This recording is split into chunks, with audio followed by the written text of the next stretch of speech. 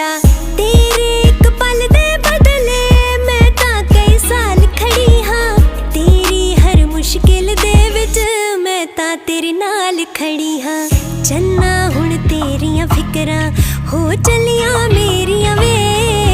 सौ सौ गल्लां दुनिया करदी ऐ तेरियां वे।